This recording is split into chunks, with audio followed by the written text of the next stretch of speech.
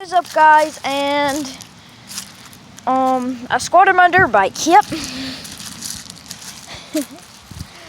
I squatted my dirt bike.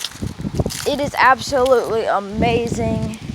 This is probably, I like my brother's truck, but I don't like that he has small tires on it with a squat, but yeah.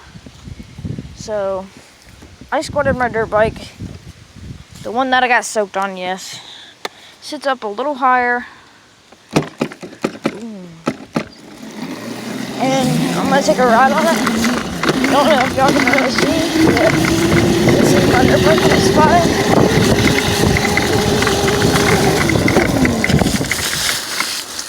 I'm gonna be trying to film a lot more videos about this dirt bike. It has the little horn that I put on there. Almost lost last night.